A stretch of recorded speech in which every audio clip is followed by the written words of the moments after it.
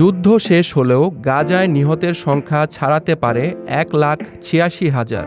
অবরুদ্ধ গাজার উপর ইসরায়েলি বাহিনী তাদের নির্বিচার হামলা বন্ধ করে দিলেও ফিলিস্তিনের গাজায় প্রাণহানির সংখ্যা বাড়তির দিকে থাকতে পারে, এমনটা আশঙ্কা করছেন গবেষকরা। টানা 9 মাস যুদ্ধ গাজাবাসীর জনস্বাস্থ্যে কেমন বিরূপ প্রভাব ফেলেছে সেই ধারণা থেকে বিশ্বখ্যাত জনস্বাস্থ্য ও চিকিৎসা সাময়িকী ল্যান্ডসেটে প্রকাশিত একটি চিঠিতে এমন আশঙ্কার কথা জানিয়েছে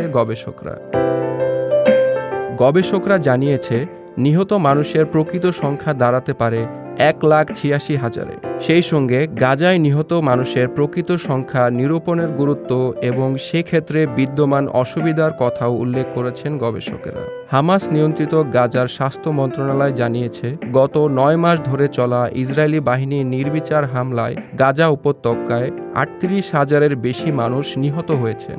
যুদ্ধের সময় এসব পরোক্ষ মৃত্যুর পেছনে অপুষ্টি, ওষুধ ও চিকিৎসা সেবা না পাওয়া, স্যানিটেশন ব্যবস্থার সংকট সহ আরও নানা কারণ কাজ করেছে এবং করছে। কিন্তু নিহত মানুষের তালিকায় এইসব কারণ উপেক্ষিত। এসব কারণে যারা মারা গেছেন বা যাচ্ছেন তাদের সংখ্যাটি নিহত মানুষের তালিকায় যুক্ত করা হয়নি। নিহত মানুষের এই সংখ্যার স্বীকৃতি দিয়েছে জাতিসংঘ এবং বিশ্ব স্বাস্থ্য সংস্থা, এমনকি ইসরায়েলি গোয়েন্দা সংস্থাও। সময়ের সঙ্গে সঙ্গে সংখ্যাটির যথার্থতা নিরূপণ করা বেশ কঠিন হয়ে যাচ্ছে।